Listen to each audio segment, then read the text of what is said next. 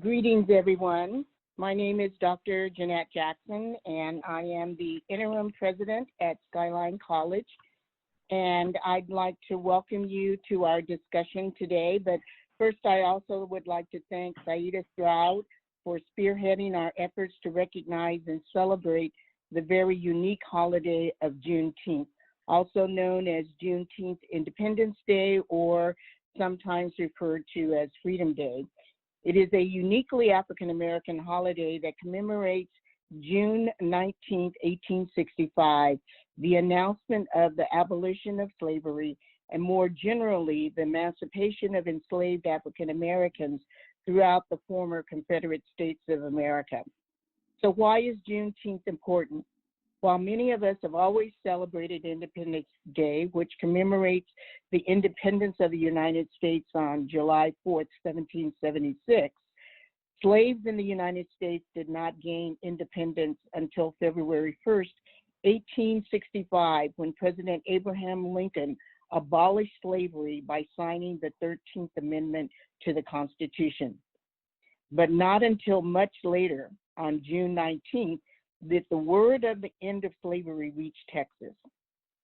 Recognizing Juneteenth is our way of acknowledging that slavery existed for so much of our country's history, and it is important to remember where we came from and how much further we have to go to ensure the equal rights of everyone, now more than ever, as we see the rise of violence against African Americans, and we seem to be going backwards rather than forward, as chronicled by the Black Lives Matter movement. So again, thank you for participating. And now I'd like to introduce our moderator. Saida Stroud, who will lead the panel through a discussion of Juneteenth, is the director of the Bay Area Entrepreneur Center, or BAEC. It is a product of Skyline College, and she is the president and interim CEO of the San Bruno Chamber of Commerce. She has used her more than 10 years of economic and workforce development experience to focus on serving and enhancing the opportunities of Black and Brown communities. Saida is originally from South Central Los Angeles and has lived experiences as a Black woman who has informed her mentoring and cultivating the talent of young people in underserved communities throughout the Bay Area, including Bayview, Hunters Point, Marin City, San Mateo County, and the East Bay. She founded the Student Business Pitch Competition at Skyline College, mentoring learners in the development of their business ideas, resulting in the launch of new businesses for young Black and Brown people. She also co-founded the Student Internship and Job Shadow Program that has resulted in young people being placed in jobs. And finally, Saida serves as co-chair of the Skyline College Business Advisory Board, comprised of business owners and strategic partners from around the Bay Area. She is a member of Kappa Beta Delta, the International Honor Society, and served on the Business and Finance Steering Committee for the San Leandro Business Academy, where she mentored high school students. She graduated summa cum laude from Arizona State University's Organizational Leadership Program, and she is the proud mother of a 3-year-old daughter. So please join me in welcoming our host and our moderator, Ms. Saida Stroud. And thank you, Saida, and thank you to our panelists that are going to be participating today. Thank you so much, Dr. Jackson. Thank you for that very generous introduction. And thank you for the platform and allowing this sort of conversation, this discussion to happen here at Skyline College. So I so appreciate your leadership and just making space for this. I also wanted to quickly acknowledge the Center for Student Life and Leadership Office. Alvin Gubatina, he is definitely my partner in crime, and he was helpful in getting additional panelists for this event. And he is also behind the scenes making all the magic happen. So wanted to quickly acknowledge him and his office as well. So we are here to talk about Juneteenth. I'm going to get into some panel introductions, and then we're going to get started, and I hope learn a lot and get to know each other a little bit more. First person I'd like to introduce is Maurice Goodman. Maurice is a trustee with the San Mateo County Community College District Board of Trustees. He is also the executive director of Operation Genesis Incorporated, a community nonprofit that serves teens and young adults from Bayview, Fillmore, and throughout San Francisco. Maurice has been elected to 2 terms of office on the South San Francisco Unified School District Board of Trustees and has twice served as president. Prior to a career in educational leadership and youth development, Maurice worked as a legal professional when he co-founded BAEC, a community-based organization serving youth in Bayview, Hunters Point. This year, Maurice was named one of the talented 25 by San Francisco Sun Reporter and awarded the Educational Excellence Award by the San Mateo NAACP. Maurice was born in the Fillmore district of San Francisco and raised by his mother, who was a member of the Black Panther Party. As a devoted father and husband, Maurice is keenly aware of being in the movement and not the moment. He is unapologetic when speaking truth to power and continues to dismantle and disrupt systems of oppression in education. Welcome to the panel, Maurice. Thank you. Thank you very much. Next, I would like to introduce Kashika McKinney. Kashika is an attorney and also works as a project manager in the city of San Francisco. Her work centers around regulatory cleanup compliance, real estate development, community benefits in Hunters Point Shipyard and Candlestick Point. Kashika holds a bachelor's degree in psychology and counseling from San Francisco State University, a Juris Doctorate from UC Hastings College of the Law. Kashika currently serves as a commissioner on the City of Oakland's Budget Advisory Commission, furthering and demonstrating her commitment to economic and environmental equity in the Black community. She is a Mississippi native, but grew up here in the Bay Area. Kashika is also the proud mother of a happy 11-month-old baby girl. Welcome to the panel, Kashika. Thank you. Christopher Wardell. Chris has just completed his first year as a full-time student here at Skyline College.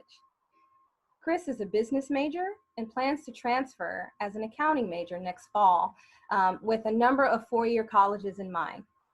Chris is the co-president-elect of Kappa Beta Delta International Honor Society and a member of both Phi Theta Kappa and Alpha Gamma Sigma Honor Societies at Skyline College. Chris aspires to be a certified public accountant so that he may empower people with the tools they need to be more financially secure and independent. Chris initially decided not to go to college out of high school. And after spending 12 years away from academics, he chose to enroll in Skyline College, and there he found his community. Chris believes that Skyline College has given him the foundation to refine himself as a professional, and he will continue advocating for community colleges as he moves forward in his career. Welcome, Chris, to the panel. So happy to have you. Thank you. Next, I'd like to introduce Ms. Alexa Moore. Alexa is the Program Services Coordinator for Society and Education in the Strategic Partnerships and Workforce Development Division here at Skyline College. She lends her leadership capabilities to helping support students transition from educational pathways into their dream jobs. Alexa is also adjunct faculty teaching in the Education and Human Development Department at Kenyatta College. Alexa is a proud graduate of Skyline College, where she earned an associate's degree in early childhood education. Alexa also holds a bachelor's degree in child development and a master's degree in special education, both from San Francisco State University. She has dedicated 7 years to serving the littlest members of the Skyline College community at the Child Development Laboratory Center, where she worked with students, staff, faculty, children, and their families. Alexa sees her work through her daughter, her, I believe, no longer 18-month-old. I think that's old information. But she has, that's right, a beautiful baby girl. And part of the reason she is on this panel today. She has lived in the Bay Area her entire life and is excited to be here. Welcome, Alexa. Thank you, Saida. And last but most certainly not least is Chadwick Bernal. Chad is the Chief Marketing Officer for Outco, a San Francisco-based career accelerator for software engineers. Chad is also the digital marketing consultant and coach for the Bay Area Entrepreneur Center of Skyline College. In his spare time, Chad runs a media and events business for Afro-Latino community members called Latin City. Chad holds a bachelor's degree in international business from San Francisco State University. And he has worked in the marketing world for 10 years with a focus on startup establishment within the tech field. Chad has served on the advisory board for the Bay Area Entrepreneur Center for some time. And in that time has helped to establish programs and other offerings for business owners and entrepreneurs throughout the Bay Area. Chad is originally from Virginia and has roots in Haiti. He is passionate about empowering marginalized communities with the tools they need for upward mobility, such as entrepreneurship and training for careers in tech. Welcome to the panel, Chad. Thank you. I'm glad to be here. So let's get started. I have a story I'd like to share, and then a first question for everyone. Because we are when we are, I've been asked a lot in the last couple of weeks, what is Juneteenth and why is Juneteenth? And so I think that question is very interesting because I had a very similar question myself in my 20s. I remember growing up hearing about the 4th of July. I remember fireworks. I remember barbecues and whatever, going to someone's house because it's the 4th and there's lots of food and there's all this celebration around the 4th of July. But I cannot, for the life of me, recall celebrating Juneteenth. I may have heard a whisper somewhere here and there, but I have no memory of celebrating it or really learning of its significance. And I grew up, as Dr. Jackson mentioned in my introduction, I grew up in South Central Los Angeles, and I grew up in what I would consider a very, very Black household. We did all the Black things. We celebrated Kwanzaa, we learned about Crispus Attucks, and we learned about Madam C.J. Walker, and we ate bean pies. And so I had never heard of Juneteenth until I was an adult in my 20s, and I stumbled on a celebration. I think it was in the Fillmore. I was in the city, and it was an accident, and it was a Juneteenth festival. So I do think it's awfully interesting that my earliest memory was about 15 years ago of something so significant and important. So my question to all of you, first question for everyone, is I'd like for you to share your earliest memory of Juneteenth. When did you first learn about it? When can you recall it really being some sort of fixture in your life? And this may be a point of vulnerability. It certainly was for me to share that I didn't grow up that way, but it took much longer for me to get there. So regardless of whether it was decades ago or a couple of years ago, I'd like you to share your story. The catch here is you only get about a minute and a half to share it. So, and I'm gonna call on you. Maurice, you're first. Please share your earliest Juneteenth memory. Of course. Yeah, thank you. So my first impression of Juneteenth, or how I was introduced to it, was much like yours. It was in Fillmore. I was a kid. It was 1980. It was a year before my mom passed away, and I remember it like it was yesterday. That summer, I recall my brother and I went down the street down Fillmore to get our hair cut. Got new shoes, all within the same block by Black-owned businesses. For those that don't know, Fillmore was one of the few Black communities within San Francisco. And you know, Juneteenth, the whole festival, it was during a time of redevelopment in Fillmore. So there was big plots of land that was just undeveloped, just open space. And they would set up stages, they would have food. It was nothing like it is today. So if you've been to Juneteenth within the last few years, it's like a big block party still. But then it was Chocolate City, and it was a great celebration. The food, the entertainment, the talent shows, the fashion shows, and it went hand in hand with the Black culture. And so that was something we had in the projects. It was the 1st and the 15th, rent parties, New Year's, and Juneteenth. And so that's my first memory of Juneteenth. It was good times. Thank you, Maurice, for sharing that story with us. Yeah. Kashika, please share your earliest Juneteenth memory.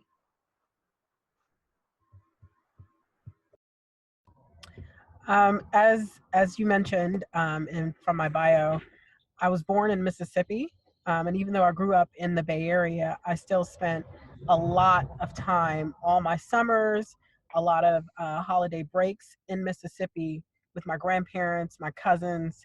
But this is something that people in the South, as far as I have known and can remember, that they've always celebrated.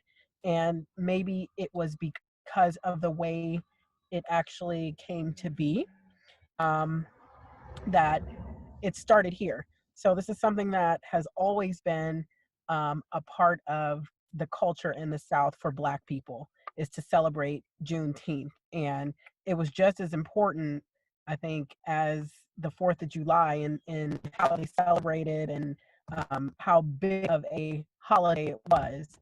I think my first memories are probably when I was 8 or 9, really just taking it all in and seeing, what an important occasion it was, and all the activities and everything, and how excited and how fun, but a fun time it was. And I just have really fond memories of all of those celebrations growing up. And it was consistent and just something that we always did.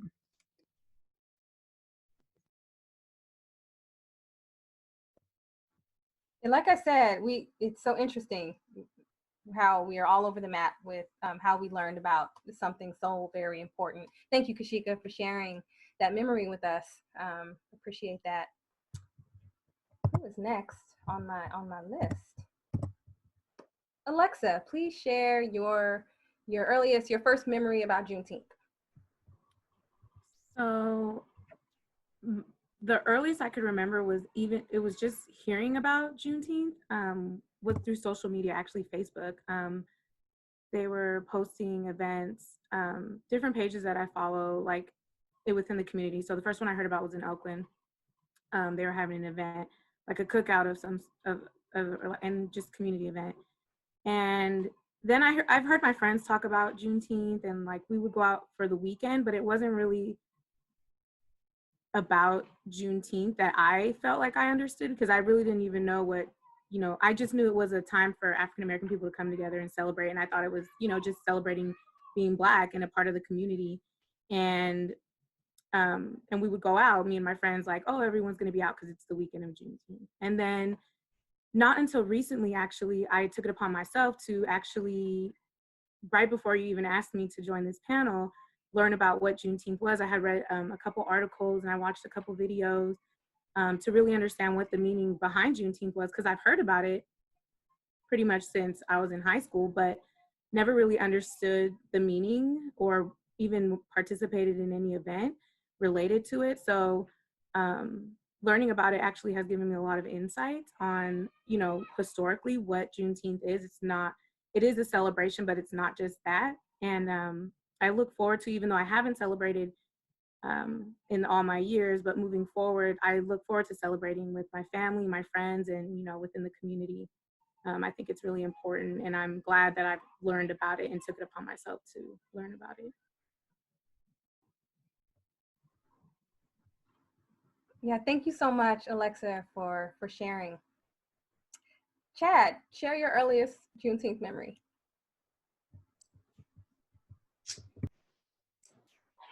Hello.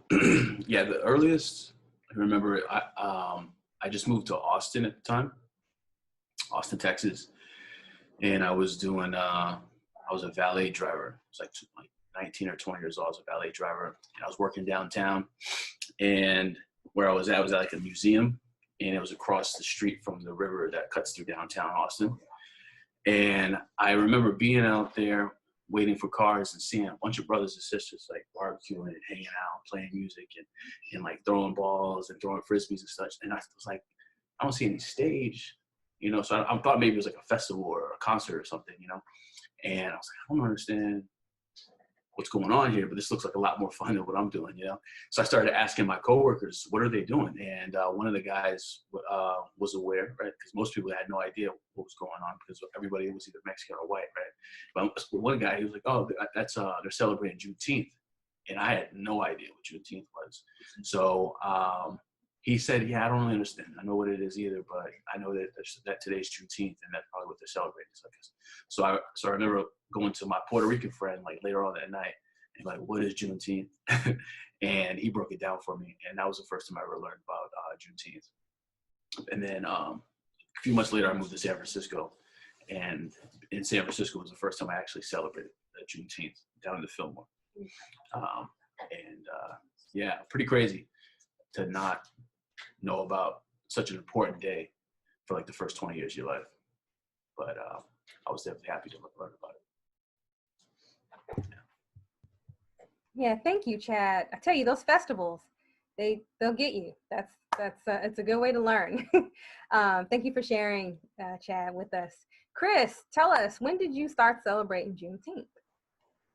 I have to be very raw and honest right now. I have never celebrated Juneteenth before this year.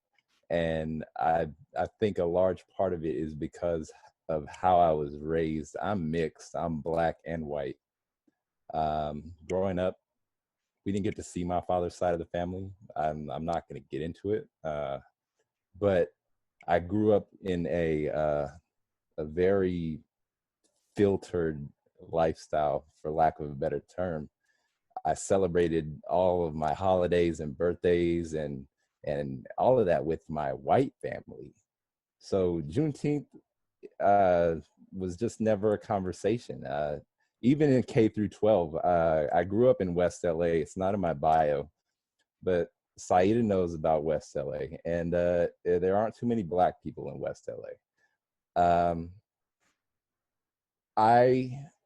I did not learn about the really daunting and traumatizing experiences for Black people until I took a political science 200 class last summer here at Skyline. And just learning about the civil rights amendments, all of that turmoil, and up until the turn of the century through Brown versus Board of Education, I really think it's important to celebrate this holiday because it's important to understand our history, and our history has largely been covered up and denied to us. So I'm happy to now celebrate Juneteenth and keep that in my heart moving forward as a Black person. I love it, Chris. Thank you for sharing. Thank you so much. Again, it can be a point of vulnerability for a lot of folks to share that something they think they should know about that they don't know about. So I appreciate you sharing that story with us. Thank you. And SoCal represent. Yay. All right. So I've got some questions. We're going to have a conversation. My first question is for you, Alexa. I'd like you to speak on from a student services perspective, because I know you work a lot with students and helping them get from point A to point B and point C and so on and so forth. When it comes to the idea of Juneteenth and its recognition, where do you see it fitting in to how students navigate the educational system and access services that they need? Okay, so I think I would like to touch a little bit on too, just in general as an educator and supporting students, even the little students that I've helped for so many years. the adult students as well. And I think that in order to really understand Juneteenth would be to actually recognize it, you know, as it's starting to become wanting to, you know, people are wanting it to be a national holiday, and it's starting to be recognized in some states, right? And I feel like that point there would really help to solidify that, sorry, the way that it can really be like, I feel like if I would have known about Juneteenth at a younger age, I guess is what I'm trying to say. And if it was in history books, and kind of like what Chris was saying, like it's something that we should have known, but because it's always been, you know, the narrative of a white male in history books, that we don't really hear about it. And in order for students to navigate the educational system and feel like they are a part of it, these type of moments in history, American history, yes, pertaining to African Americans, but still to know this history is just as relevant and important to know, because students can identify more with understanding like, hey, that person was like me, like this narrative is coming from someone who I can identify with and can understand what they have gone through and the sacrifices they've made. And it's not like that, unfortunately. I know that recently, just going to the equity training series, something that I've already kind of known, but just really goes in deep about predominantly white institutions. Unfortunately, this has been embedded in education systems from the beginning, and it's meant to really suppress African Americans and people of color, so to really not be successful. And I think it has to start, one, in the classroom, and it can start very young, just like mentioning people celebrating 4th of July. That's like the colonies getting separated from tyranny from Britain, right? But it didn't separate the African American slaves, the people who were enslaved. That wasn't their narrative of July 4th. Like their narrative is erased from that part of history, and other demographics as well, like what was happening to Native Americans or to Mexicans at those times within, you know, the United States in any shape or form. It's just erased, and it shouldn't be that way, because we should know about these points in history, and students would feel more, I think, relatable to the schools and institutions if we put that into place, so that students can come and feel like they can receive these services, or won't feel like you know, they're going to be singled out, or immediately. Again, I'm thinking of the equity training series, like when we had to talk about like, what are your first impressions when you see a Black male and a white male, like what are the services you think this Black male is going to need? What are the services you like? Those type of things we need to remove, and just understand that these are students we need to help. Let's find out what they need, right? Let's not assume, let's find out. And the educational system is just all jacked up. I think we all know that. I think all the systems are all jacked up anyways, but if we start in education, I think it would really resonate, because I wish that I knew about these types of things in history. And I know many African Americans, just like Chris was saying, I wish I would have known. And they teach us about Independence Day, they teach us about that.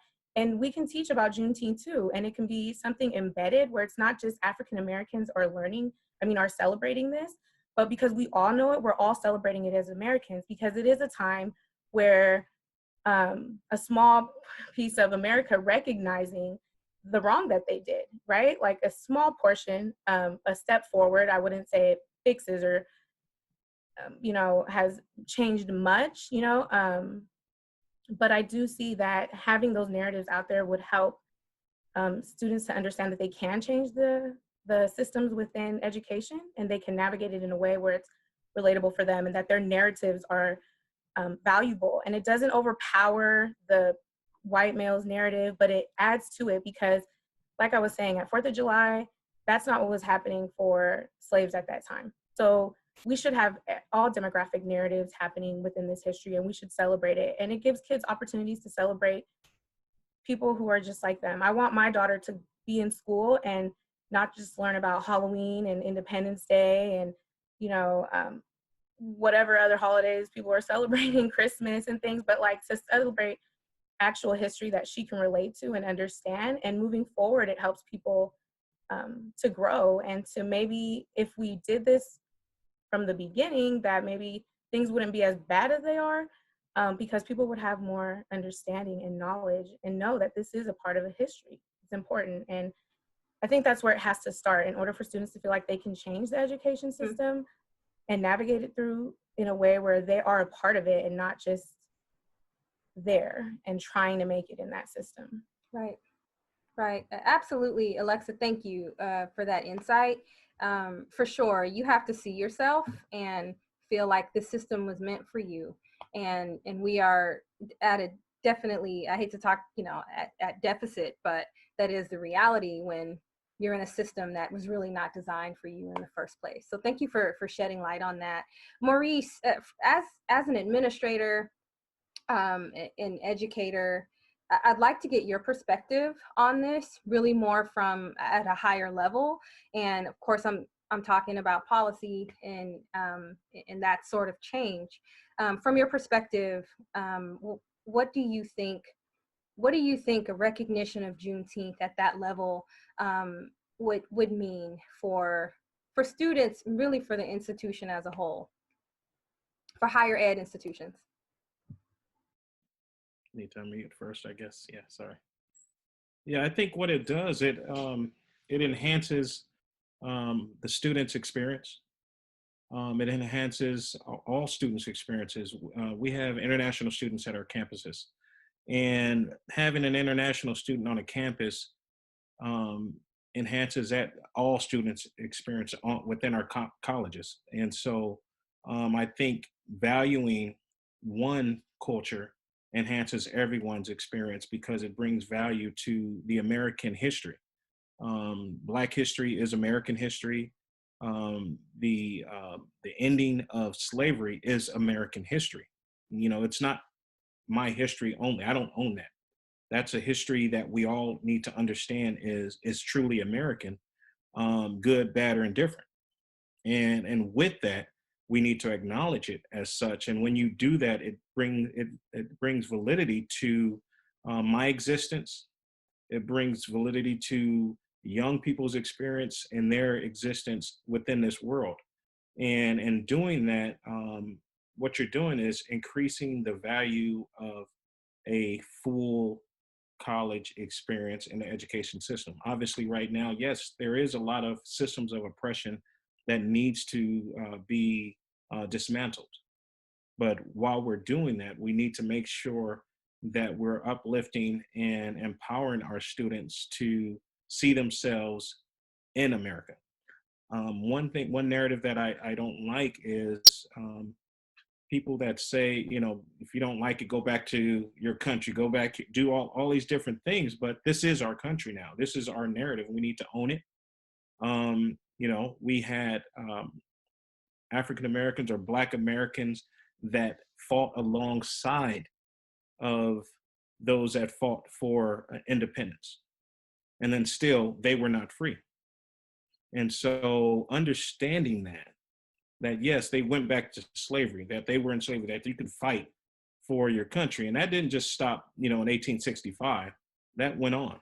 There's story after story of people that look like me that fought for our country and should understand that there is, when you see that flag waving, our grandfathers, our ancestors spilled blood for that flag. The same way there's protesters out there talking about the flag and disrespecting the flag and things like that, when our ancestors have fought and died more so and built this country, and they should own that. And so I think understanding that, that's the minimum, for me, is to have not just institutions, not just businesses like Chase and companies that look to capitalize on this movement that's going on right now, but really owning it and understanding that there's an educational piece to it as well. And it goes deeper than just saying, hey, we acknowledge it. Don't just acknowledge it. Understand the accountability that goes with that. And that goes beyond just talking about it. That goes beyond my story and my experience of celebrating Juneteenth. It goes to expressing the understanding that Juneteenth stands for freedom. And to this day, there are so many people that look like me that are not free. There are so many people that don't look like me and have other oppressive feet and knees on their necks right now. And so we have to talk about that, and we have to understand the implications of what this step would mean, and understand what comes with that, what accountability comes with it. So, I mean, I can go on, but that's my impression. I really think we have an obligation as administrators, as policymakers, to not just acknowledge it, but to understand what comes next. Thank you, Maurice. Thank you for that insight. And it feeds so nicely into our next question. And speaking of what's next, speaking of who's next, Chris, this next question is for you as our student panelist. A couple of things. So as a student, and you just shared some things with us, that, you know, as you have certain feelings now as a Black man, and learning a lot about your history. As a student, as who you are, why is Juneteenth important? And in addition, I'm gonna kind of piggyback off of something Maurice said. You know, when it comes to, you want to be an accountant, and it's really important that people have financial freedom. Those are some things that you've expressed. How does that relate to the importance of Juneteenth? What is your role as a student in owning it? Oh, my role as a student in owning it is to keep advocating, to keep to raise the volume of this message, so to speak, because I feel like this is just starting. And in our day and age, in the social media age, everything happening so quickly, people are quick to forget things. And I don't want this to be a fad. I don't want this to just be a flash in the pan. I want this to stick. And in order to do that, we need more people to understand the severity of this, the just how important it is to really drive this message through. And to Maurice's point, he mentioned all these corporations coming out and acknowledging Juneteenth and acknowledging all of the turmoil that's happened recently. But these same companies, Chase, Bank of America, I could run down the list, are the same companies who've been oppressing people of color for years with policies and this and that and the other. So stop it with the lip service. Show me what you're going to do. Don't just play a commercial for me. I want to see it in action. I want to see your diversity plan. But just to take a step back, we have to keep having this conversation. We have to keep the discussion alive, because if we let it go away, it's going to be for nothing. It can't, not after hundreds of years of struggle and pain. I can't put it in other words. Like, we've been struggling in pain for hundreds of years. And even after the passage of the Civil Rights Amendments, Black people were not free. Black people were incarcerated at monumental rates. And they still are to this day. You see it in the data. I don't have to explain it. It's there. And it has to change. And part of that can come through curriculum, like Alexa mentioned. I'm part of the A-STEP community here on campus. When I enrolled here at Skyline, I did not think that I would be in a learning community full of beautiful African people. It was the last thing on my mind. I just wanted to come back to school because I was making minimum wage. I said, that something's got to change. I sat down with Keyshawn Young that first day, my orientation counselor. It must have been a blessing in disguise, because Keyshawn took one look at me. He said, you know, we've got this learning community here on campus called A-STEP, and I think it'd be perfect for you. They didn't have it when I was in school, but I think that I would have been in it in this and this and that. And I said to myself, I said,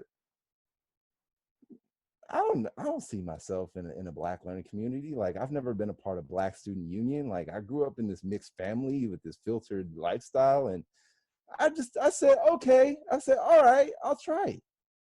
Because of A-STEP, I have an accounting internship now. I'm on my way. I've worked 3 paid internships since I began at Skyline because of A-Step.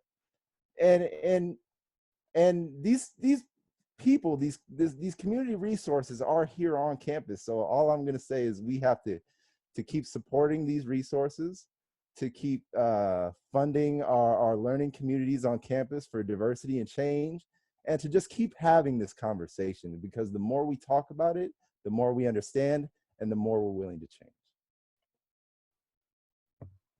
And 1000%, Chris. Absolutely, thank you. And it is so important that our students, that you are here at the table. Absolutely. And that, you know, change does not happen overnight. It's oftentimes incremental, but it matters. So you matter absolutely to this conversation. And I appreciate you bringing the student perspective and the student voice to the panel today. Thank you.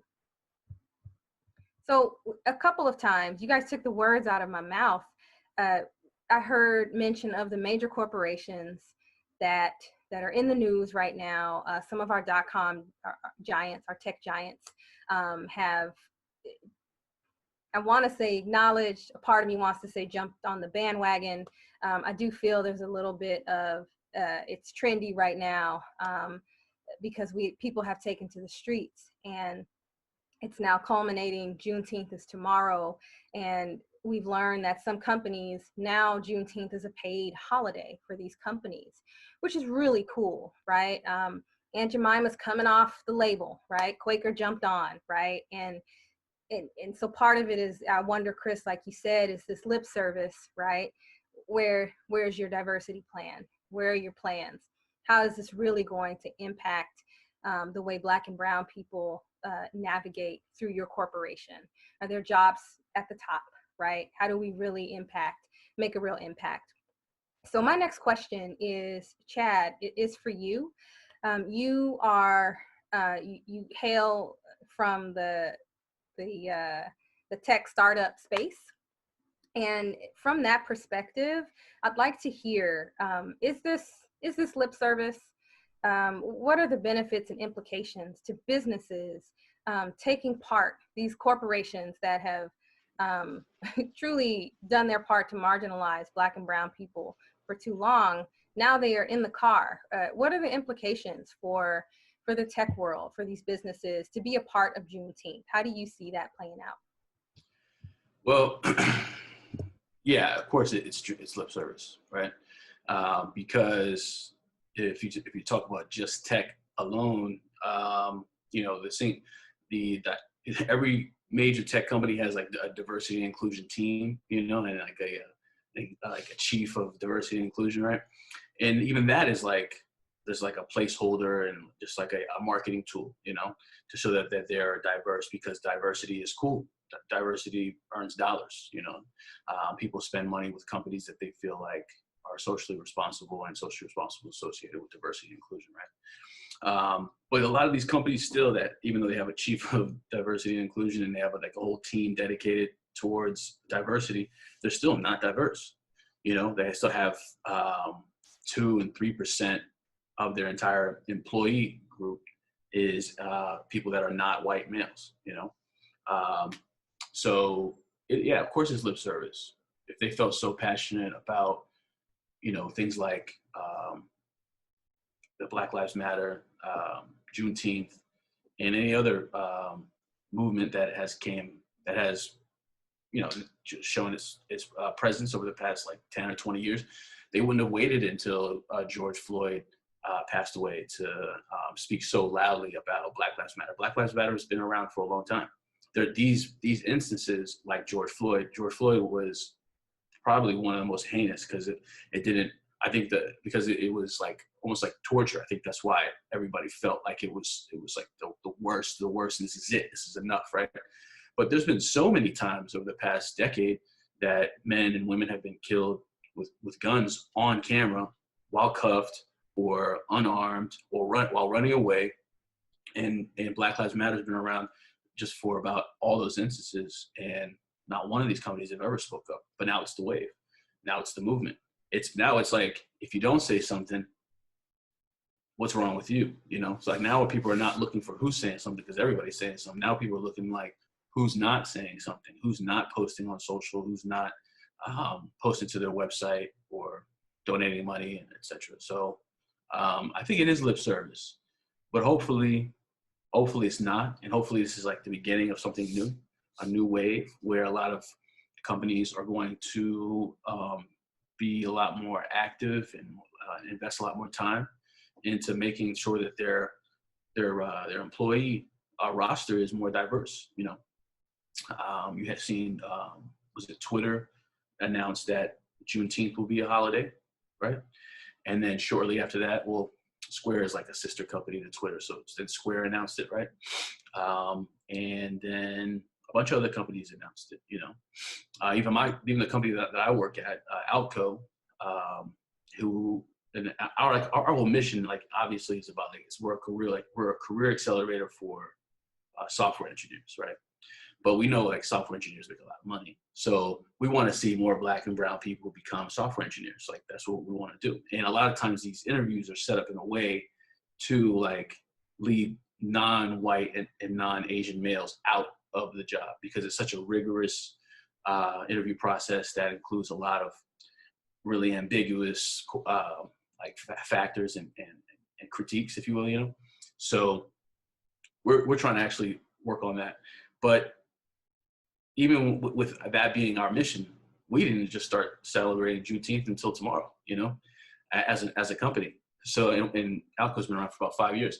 So I think that when it comes to like things like Juneteenth and Black Lives Matter, a lot of companies are either just waking up to things that matter outside of their bottom line, or this would just be another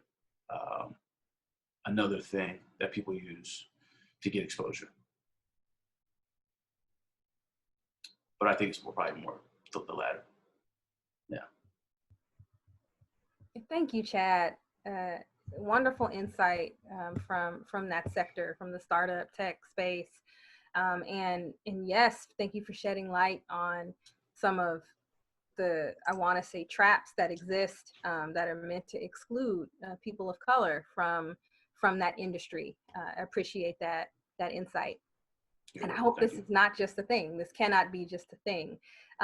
Everyone on this panel is not just a thing, right? We are actual people with that matter, right? So I think that says it right there.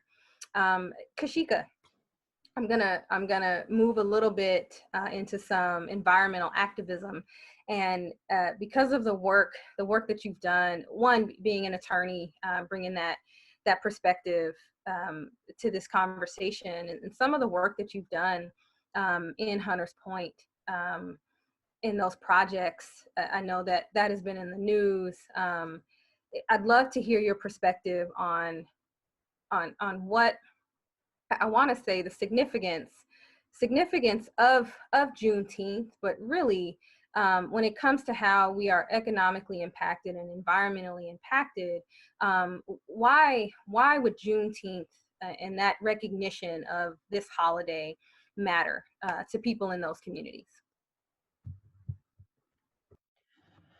Well, I think, you know, it's not just a recognition of the history, which is really, really important in recognizing that for several hundred years, you know, we were subjected to the most brutal form, Black people were subjected to the most brutal form of slavery that had ever existed.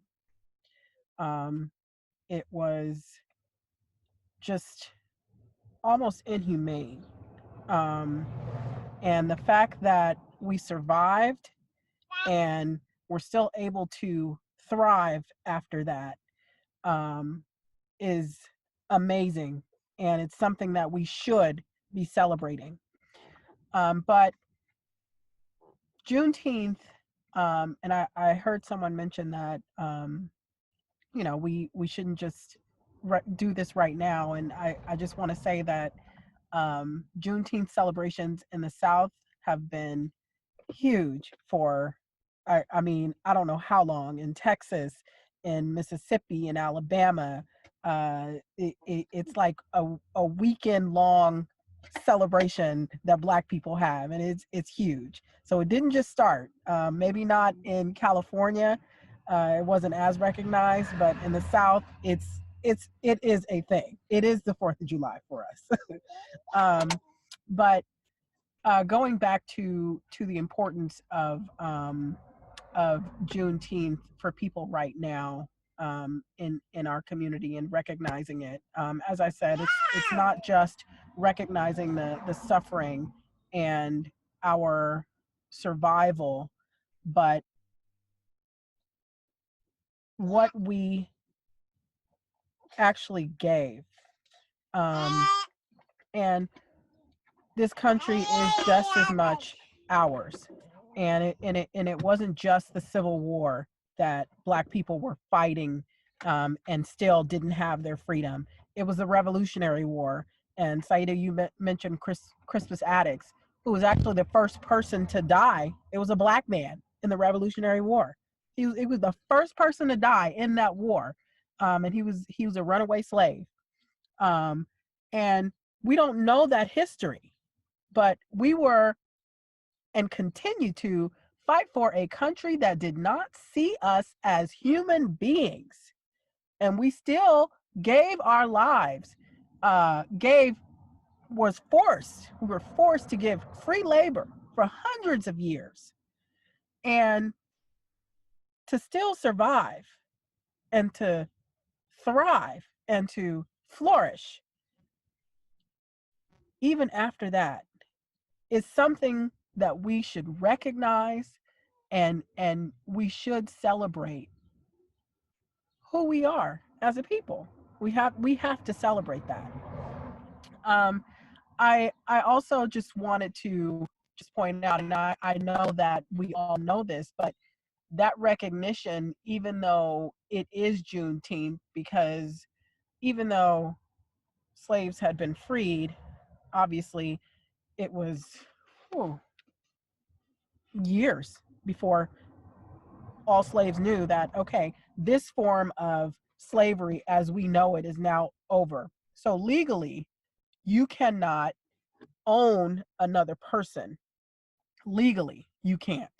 But that does not mean that the systems and how they operated went away. And there was a short period, actually, between the emancipation and Jim Crow, where Black people in the South were able to earn money, to purchase farms, to buy land, to purchase livestock, and to create these small communities for themselves, before those brutal Jim Crow laws actually really went into effect. And of course, much of that was taken away with Jim Crow. But I point that out just to say, as I'm talking about celebrating our survival, and how we will always rise. And I see that as what's happening today. I see that it's we will always rise. So you have that period of emancipation. Then it was the Jim Crow laws, which were almost just as brutal in trying to just hold Black people in their place. And again, seeing them as less than human. And so you fast forward to the Civil Rights Movement in 1958, and even after that, even racism didn't all of a sudden go away, and people didn't all of a sudden say, okay, we see, you have all your rights, and we're going to treat you as equals. And that day still has not come. And we have seen, in so many of our systems, and we're specifically talking about, for the question that Saida asked, economic and environmental, but so many of our systems, healthcare, education, everything we have been impacted, all of them. But I think that recognition, though, of the holiday and our survival and us continuing to thrive and rise, we can see that if we really focus on the tasks at hand, and we have a lot of work to do. Even though we've made some, and that's even hard for me to say. um, we've made some progress. We have all of us sitting here today. You know, we're not necessarily, us on here may not necessarily be living below the poverty line, but that doesn't mean that 50% of the Black people in the United States are not living either at or below minimum wage, you know. And I think the recognition of Juneteenth, you know, gives people hope, and the courage to keep moving forward, that, you know, we do have an opportunity to attain that economic equity. Even though, like I said, we have a lot of work to do. And in the project that I'm working on, we have a huge community benefits program, and that program includes job training. It includes home buyer benefits, down payment assistance, all types of training, education benefits. So I think that, you know, there are opportunities for us, but we have to continue to create those ourselves, though. You know, and in having this discussion, I have so many things that are going through my head. But one of the things that I also thought about in this discussion about the relevance of Juneteenth and what it means for us economically and attaining economic equity in our communities, you know, just really thinking about for yourself and our community, and not what someone has told you, but what does freedom look like for you? What does that look like for you?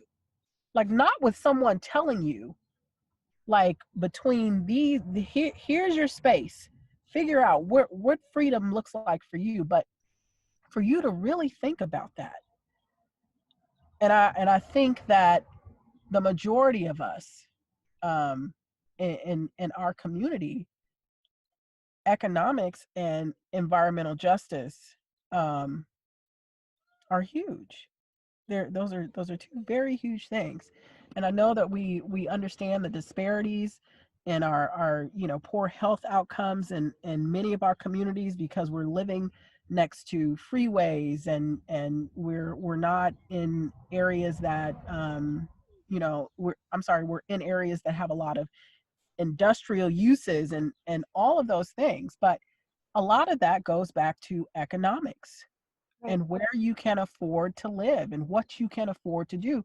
And that economic engine gives you control over your surroundings. And I'm hoping that when people are thinking about Juneteenth, that they are thinking about some of these disparities, and what freedom really looks like for them. Kashika, that's actually a great, thank you. I hate to cut you off. I'm so sorry. I'm sorry. Please forgive me. No, it's fine. And just what changes they want to make based on what that looks like. Yes, absolutely. That is a perfect bookend to this conversation. It couldn't have been more perfect. So thank you for that. Absolutely. The very last question, and this is going to be our lightning round robin for everybody. One sentence. This is Juneteenth. It means Emancipation Day. I think we've all realized, are we free? Right? That answer might really depend on who you are and your lived experience. And so I'd like to ask everyone on the panel, one sentence response. How do we get free? Chris, how do we get free? Campaign finance reform.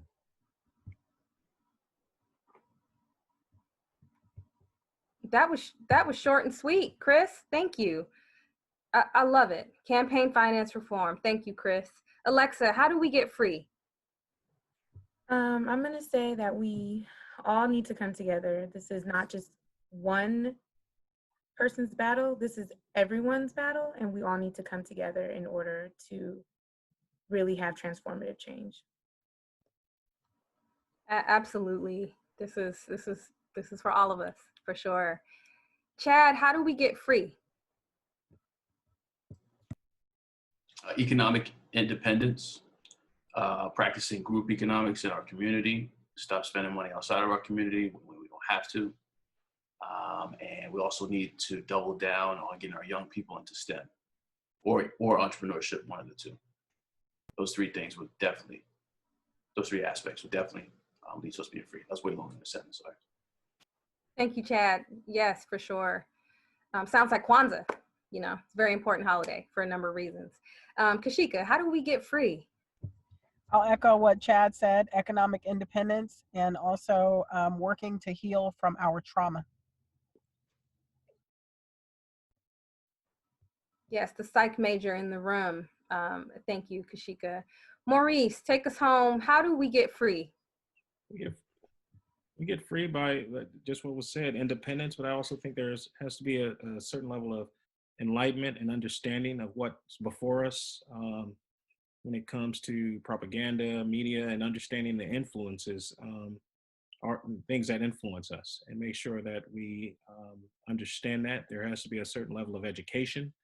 And then when you have those things, I think we're on a pathway to becoming free.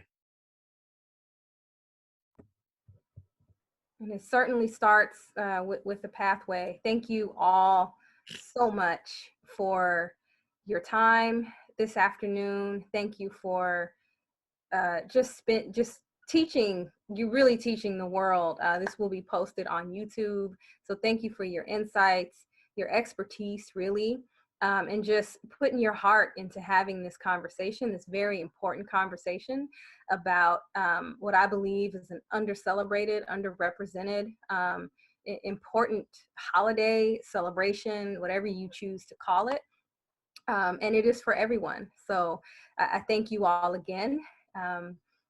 Alvin is still my partner in crime, is in the background with the tech. And I want to make sure to thank him as well on behalf of the entire college, the Entrepreneur Center, Center for Student Life. I really appreciate you guys. And for all of you tuning in to this panel, happy Juneteenth.